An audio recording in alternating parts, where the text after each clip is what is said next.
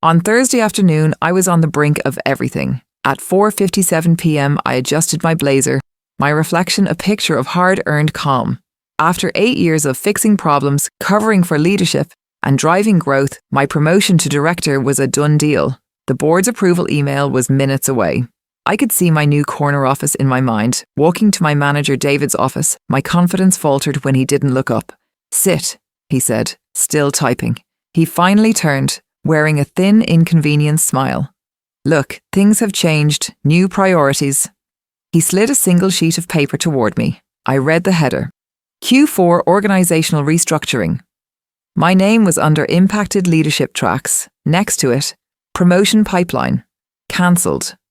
"I don't understand," I said, my voice steady. "My numbers, the client feedback." "The board has a new vision," he interrupted, steepling his fingers. "Your skills are seen as operational. We need visionaries." The hypocrisy was stunning. I was the visionary. The operational work was what I did to clean up his messes. "So that's it?" I asked, ice in my veins. He shrugged. "HR will be in touch with a package. We value your service." Service!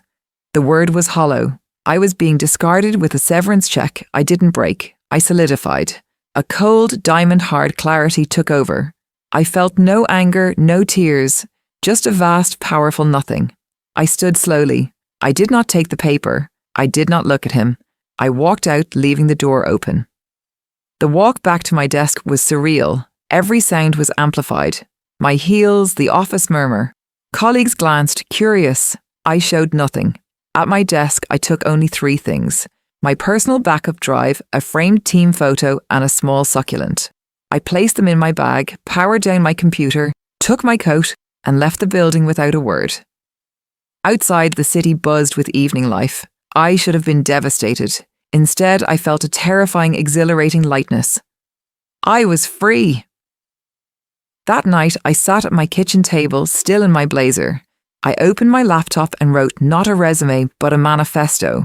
I listed every client I'd saved, every revenue stream I'd grown, every team I'd built, quantified in millions of dollars.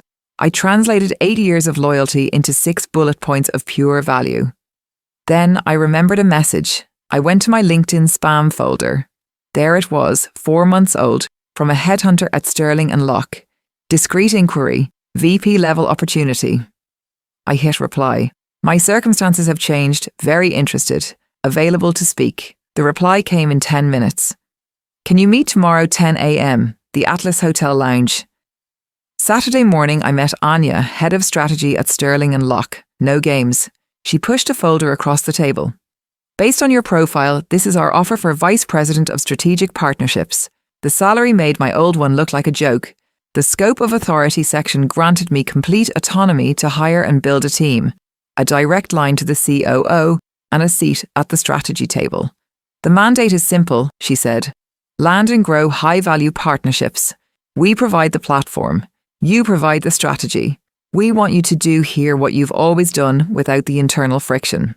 I asked one question. If I have specific talent in mind, people whose loyalty is to excellence, not a broken hierarchy, is there room? "You bring the talent. We'll provide the offers," she said. "A cohesive team led by you is the ultimate asset." I signed before my coffee cooled.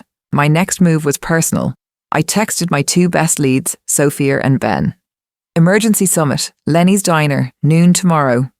At our usual booth, I didn't preamble. "I'm out. The promotion is dead. But I've accepted a VP role at Sterling and Lock. I start Monday. I have full authority to build my team." I let it hang. Sophia's eyes widened, then hardened with understanding. Ben leaned back with a slow, knowing smirk. "My first recruitment act is here," I continued. "I'm not asking you to follow me. I'm inviting you to build something that values what we do. No politics, just the work." "What's the offer?" Sophia asked. "A 30% minimum raise, clear paths forward, and a promise your voice will be heard. You'll be architects." Ben picked up a fry. "David is going to have an aneurysm." "That's not our problem," I said. "What's your answer?" They exchanged a single glance, a decade of shared frustration and respect. Sophia tapped her spoon against her glass. "Ting." "I'm in." Ben nodded. Tell me when to send the I quit note. Do it clean. Professional. On his desk first thing Monday. Monday morning, I entered the sleek lobby of Sterling and Locke. The receptionist greeted me by name and handed me a keycard and a badge. Alina Vance. Vice President, Strategic Partnerships. My new office had floor-to-ceiling windows, a clean desk, a primed whiteboard. It was quiet, efficient, respectful, no fanfare. Just the assumption of competence. At 9:15 a.m, my phone buzzed twice. Sophia. Letter delivered. He turned purple. HR is scrambling. Ben. Done. The ship is taking on water. I allowed myself a small exhale. The first dominoes had fallen. By Wednesday, the void we left began to gape. My Signal app lit up with panicked messages from former colleagues. Elena, where's the Pendleton Master Agreement? David can't find it. The client asked for you on the call. David said you were transitioning to special projects. What do we say? I read each message. I did not reply. My silence was the answer. Then the official email landed. From Martin Croft, General Counsel for Pendleton Industries. Ms. Vance, per Section 7B of our Master Services Agreement, we require verification of your continued status as Strategic Lead of Record. Please advise. Section 7B, the Key Person Clause. Years ago, after Pendleton nearly left due to instability, I'd insisted on this amendment. It stated the contract's terms were contingent on my active leadership. If I was involuntarily removed, they could terminate without penalty. A similar clause existed in the Rhodes Corpish contract. I had written my name into their foundation. David tried to erase it without checking the blueprints. I felt no triumph, only cold surgical satisfaction. I forwarded the email to Isaac, Sterling and Locke's counsel with a note. The clause is Section 7B, relevant PDFs attached, Isaac replied swiftly. Received. Will respond appropriately. A matter of contractual integrity. Isaac's response was a masterpiece of understatement. He replied to Pendleton, copying my old company's legal department, attaching the highlighted amendment. His email was one sentence. Pursuant to your inquiry, please find the executed amendment detailing the key person contingency. He sent the same to Rhodes Corp. The effect was a sudden, profound freeze. 2 days later, termination notices citing breach of Section 7B were delivered. Pendleton and Rhodes Corp, 2 cornerstone clients, were gone. $75 million in annual revenue vanished because of a 5-line clause. The internal meltdown was instant. The CEO, Richard Moore, called an emergency meeting. Rumour was his voice trembled with cold rage. Who authorised removing an employee whose name was in 7-figure contracts? Who failed the risk assessment?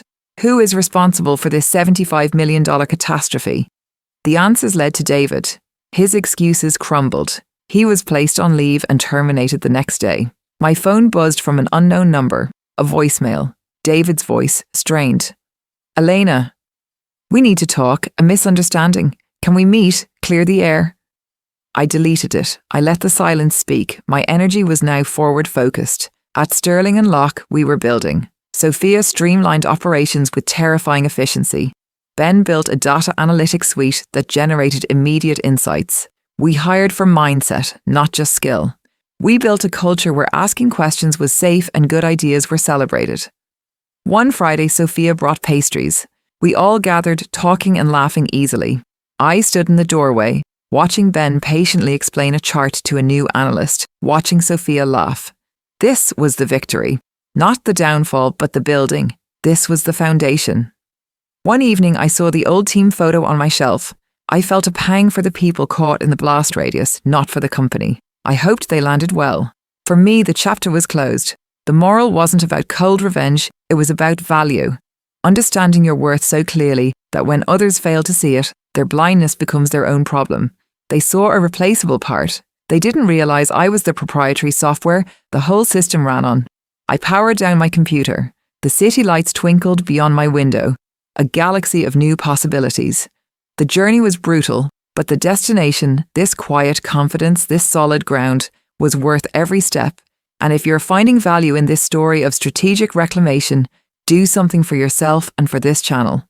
Hit that like button. It tells the algorithm this story matters. And subscribe to Night of Revenge. We're dedicated to unearthing more untold stories of quiet power and seismic shifts. The most powerful moves are the ones no one sees coming.